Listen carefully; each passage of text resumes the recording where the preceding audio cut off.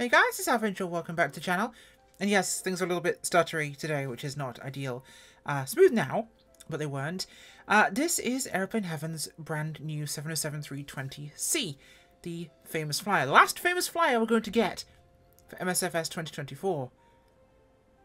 Now we're here at Punta Penasca in Mexico, because I've actually had a bit of trouble getting an airport where it's not going to behave poorly. FPS-wise, it's a bit of a honker in that regard. So it's off to a interesting start. But we're going to take a look at the aircraft. We're going to start her. We're going to give her a quick fly and see how she goes. Obviously, there's already a lot of news bouncing around about this aircraft, and you'll get to see some of that coming forwards. Now, I have fond memories of this thing from the Captain Sim days back in FSX, and I absolutely loved that aircraft then. There's the exit doors. That's what we wanted. And here's my controller. And we'll go outside for a quick look around, shall we? Now we have 8,000 feet of concrete here, which should do us just right. Exterior modelling is not bad. Let's have a look up here, actually.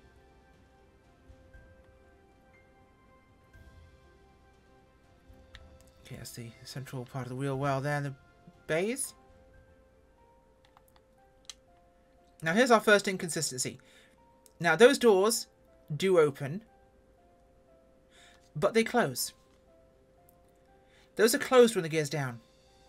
Now, there's variations, which is a weird thing, because I've seen people posting on the FS forums that this back portion here had two side doors. So picture this, but smaller ones here, and not the back flap there. So these would close when the gear was down, and those would be open. This might be a later version. This might be the version they chose to model, may have different gear doors. It's the first point that people have brought up, though. Whatever it is, it's looking a bit older, this model. So it could have been a field modification or a change. Well, hardly a field modification, but could be a change. Texturing is, I mean, for an airliner, actually decent. It's not terrible. It's a big beast, obviously. So a lot going on there. Now, that exit door button I pressed earlier on will open the cargo bay in the cargo version. As you can see, we have a bunch of different liveries, cargo and passenger, including the only one that's natural airline, other than the factory livery, Pan Am. Why? Because it doesn't exist anymore. So let's take a look through the cabin here. Now, this being very vintage yet, we've got different men's and women's toilets. Quite different. Rather than everyone sharing the same one and pooping the same way, you have ladies and a gents. We have a lounge here next to the galley. A rather relaxing lounge to wait to do your number 2. We have a cabin here and a whole wall. Oh, so I'm guessing first class is completely separated off from the rest of them. So they have their seating, they have their lavatory, and they have their galley. So first class are exclusive to the front of the plane, with apparently no access to the rear. That is quite fascinating. Whether the crew could find a way back between the two areas, I don't know. But here are the back seats. I'm not sure if this is meant to actually be here as a wall. That does feel kind of strange. That's just a full wall there. Especially as it's lined up with the aisle. We have our 3 and 2 seating in the back. Interesting that you've got these kind of delineations here on the texture. Not the best model, but for an interior in the back of an aircraft, it's not awful. What's that? Okay, never mind, I take it back. We have bits of the gear hoses and gear bays and gear doors popping through the cabin floor. Interesting. And we have, other than basically seats, nothing there. So there are seats, but nothing else. Interesting. So, yeah, this is meant to be seen and not heard, I'm getting the impression. Probably meant to be able to see first class, but not the rest. Okay. So let's pop on inside, shall we, and take a look around the cockpit. Now, it's a very, very complicated aircraft, being an older vintage. And there's a lot going on in here. Now, you'll notice we do have a GPS. Not sure why. Now, we know that the INS is non-functional in this version. Now, don't forget, this was basically scheduled to be released much earlier in the summer, but was delayed to be fixed. and apparently that didn't include the INS. And the FMS has been replaced by A530. So we have that. This is completely unclickable. That is a standard working title one. Engineers panel back here. Pretty much everything functions as it should. Let us point to the door won't open, considering we have the fully modelled first class out there. And in fact, it's even a glass window. Odd they wouldn't do that. None of the seat arms do actually move, unfortunately. Doors, or windows obviously do open, as you can see.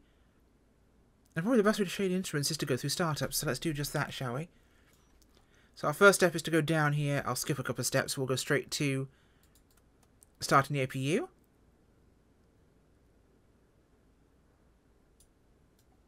If I didn't turn the battery on first, which I didn't. Master battery on there. External APU power to there. Okay, which means we can then go down to here to this APU starter. APU is starting. Once it hits 90%, we can flip our generator and bleed valves on.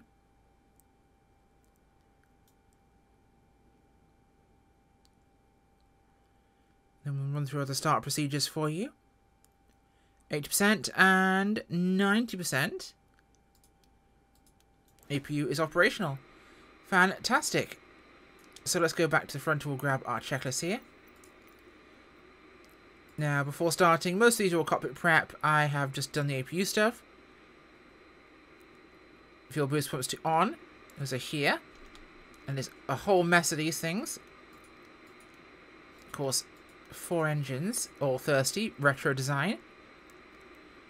So that's already set there. That needs to be set to APU gen. Bleeders off, they're already off. Air conditioning to on, that's here. Get a bit of air. Oxygen we don't care about, no one needs oxygen. Nah.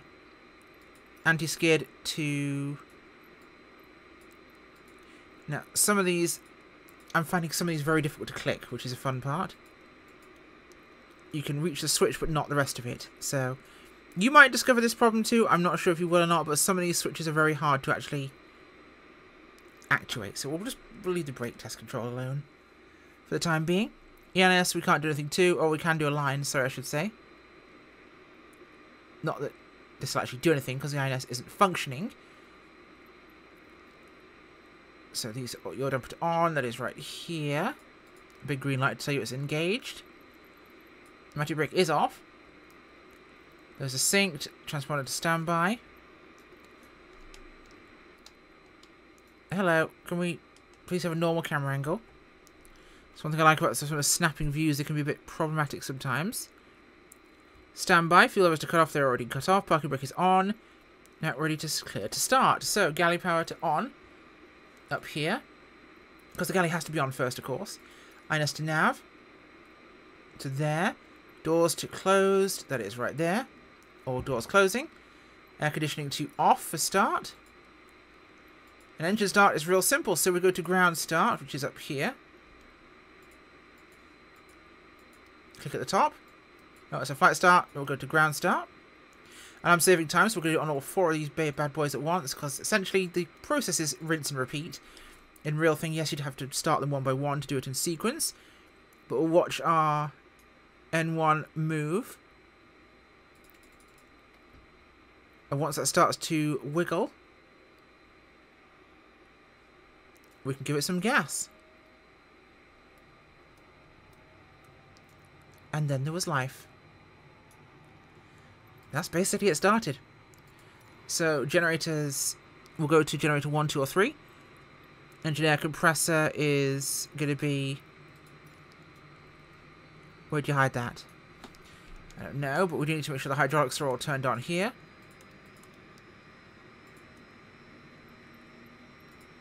So all those to on. Ground equipment is cleared. Air conditioning to on. And air conditioning is up here.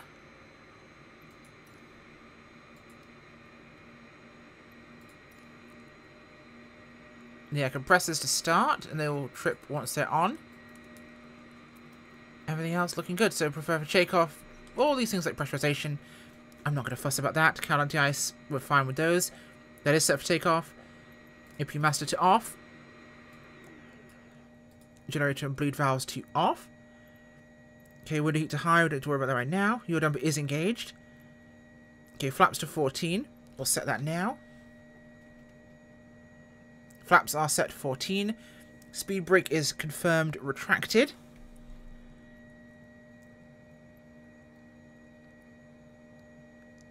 Aileron trim is out of whack.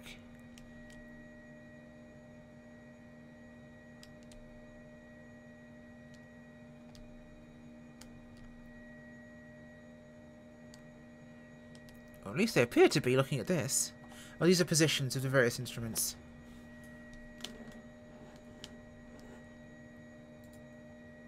But they don't appear to be doing anything. Our hydraulics are operational though, so they are in position. We have got controls, okay. Interesting how those are out of whack, despite the fact our trim is showing to be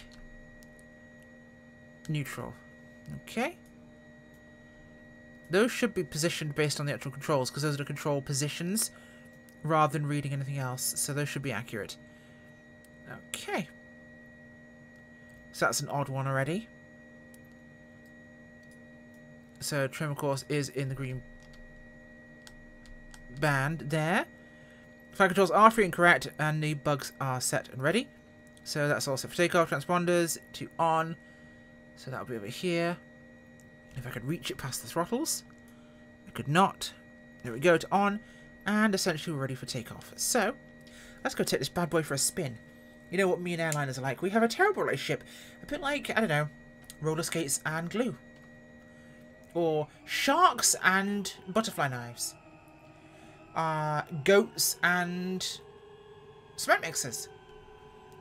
That's quite a howling engine tone. Let's close the cockpit window here. At least the tone changes there. That's an advantage. What else? Monkeys and honey. Raccoons and blenders. All things that have bad relationships. So taxiing is not too bad. The engine sounds very, very whiny, I will say. My FPS is not the smoothest with this aircraft. I've tried multiple airports all over the world, restarted multiple times, and she's not particularly friendly anywhere. So considering the system's depth is basically nil, it's a big hitter. Now, I am getting things wrong on this aircraft, but I've also read a lot of other information on the forums. So I know I'm not crazy with some of these assessments. These are things other people have mentioned, like the control readout, like the other bits and bobs in the aircraft. The gear door is one that was mentioned. Now, I'm not an airliner jock, but this is the kind of airliner I would fly. In fact, I used to fly the Captain Sim 707 all the time, including on VATSIM. I love that retro vibe, and I'm totally down for a retro airliner, but this... Full power here for takeoff. Okay, and airspeed is alive.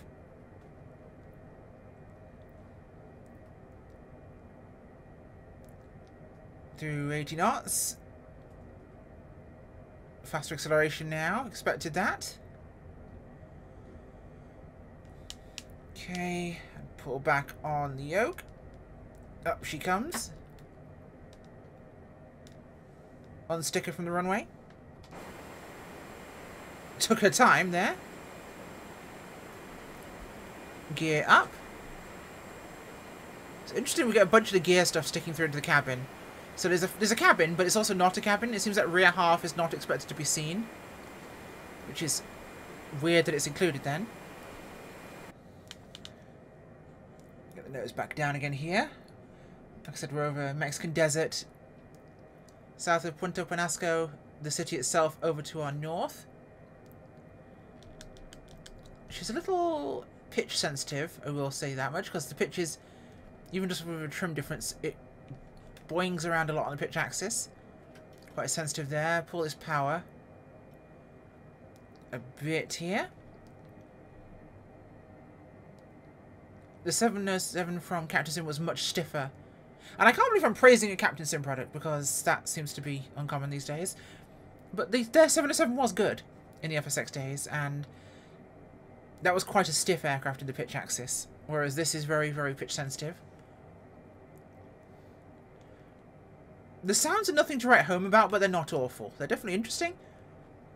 And they're definitely not stock, but they're not amazing either. Seems weird having a GPS down there in an airline like this.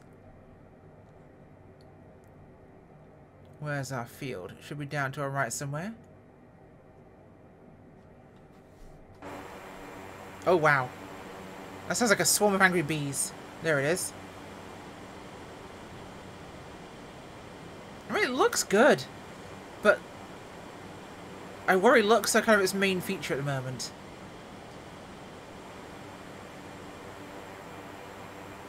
That's a weird sound.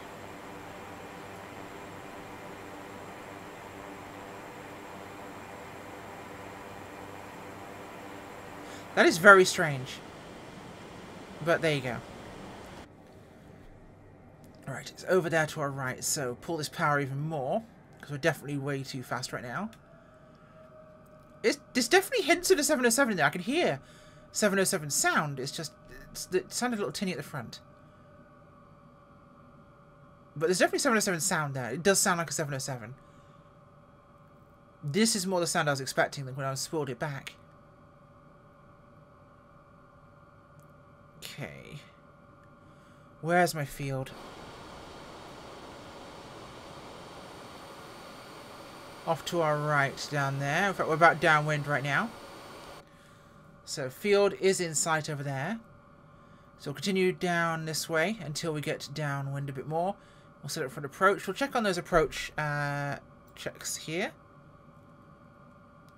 Descent approach. Pressurization, anti-ice, yada yada yada yada yada. Flight is set for approach. Yes, yes, yes, yes, yes. Current air valves to open.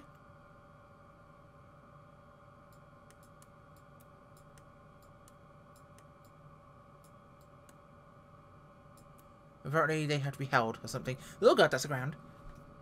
We'll move back to landing here. Landing gear, spoilers set to safety, switches on. We'll worry about that later. Flaps to 50. Okay, yep, that should be nice and simple. So, bring this back. We're going to actually give us some spoilers right now. Kill some of this speed as we're going to bring her around.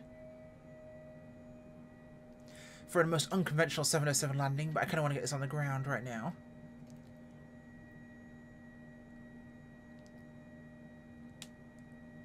The cloud is making my life a little interesting. We'll try and level it out here a little bit.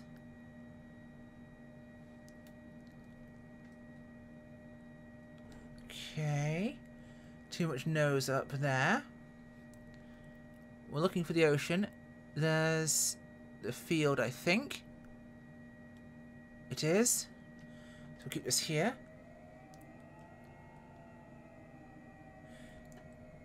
Gears coming down.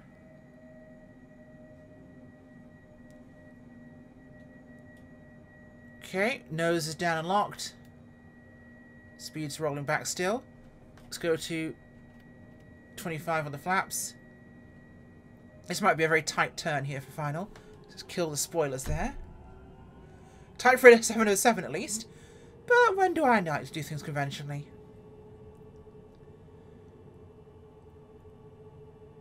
Okay, 160. A little bit more power here. Yeah, this is quite tight for an airliner. Doesn't give me a long established setup for final. We'll need more power for this turn. We're going to start that now. Drop my nose down. This is some Kaitak stuff going on right here. Okay, coming round. Rudder's responsive, that's for sure. Whew, the airliner bods are going to be hating me for this, but I'm flying this by the seat of my pants. Okay, flaps 40, confirmed. Established final. Bit of trim here. Bit more right nose. There. Hold the power where she's at. might actually do this. I've not flown a 707 in donkey's ages. 10 plus years? It definitely doesn't handle like any other airliner in the sim. I'll give it that for it. She's a lot meatier, a lot more hands-on. This is like flying a DC-3 that's had a bad hair day and weighs 15 times as much. Little slip. Don't tell anybody that I'm slipping a 707. Don't tell them. Don't tell them, okay? It's fine. It's our little secret.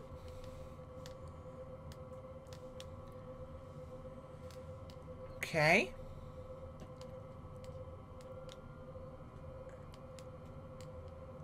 I'm off center, but it's alright.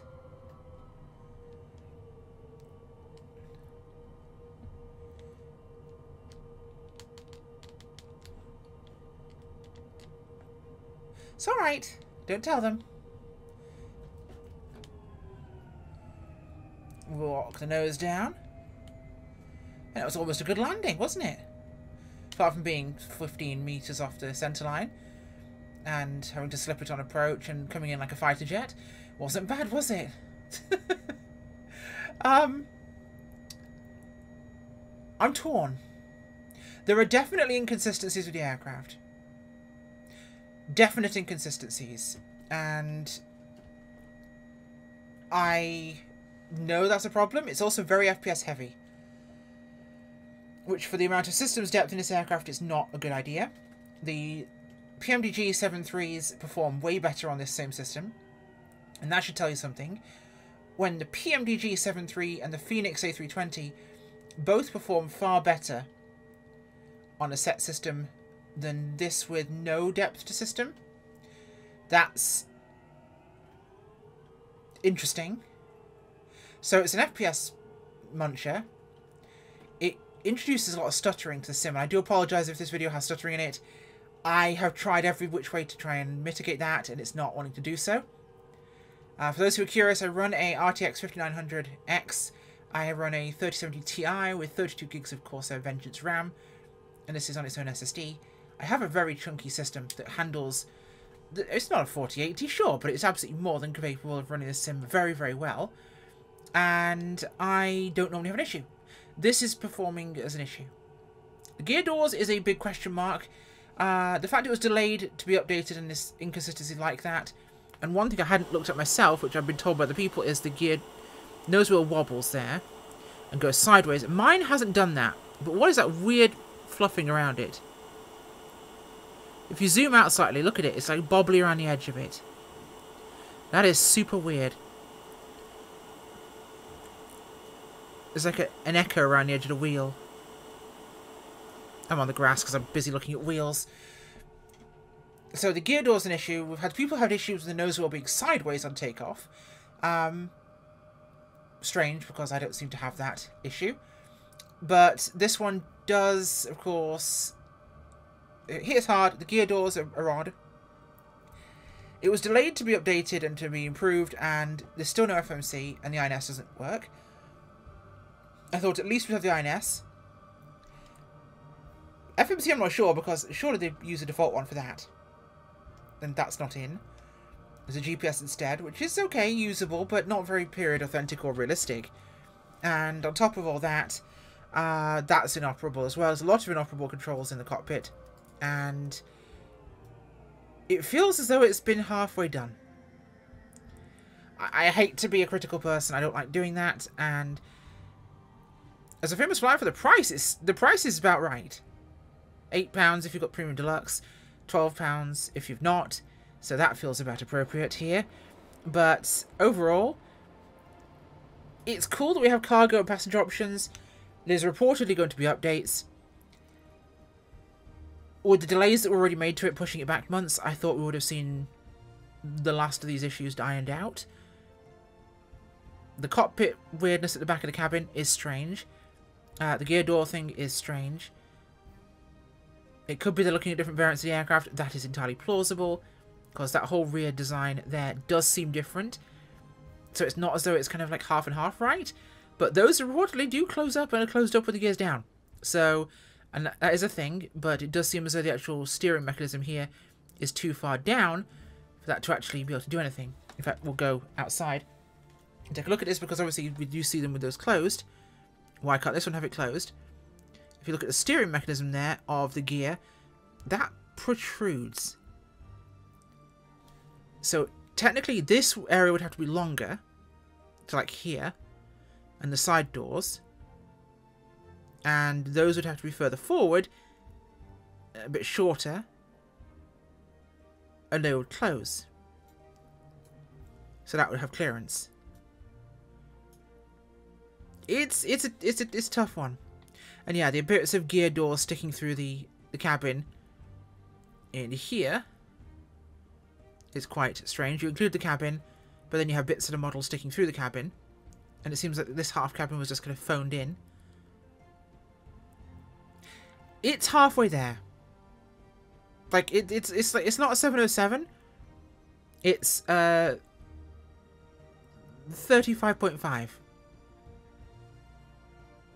0.5.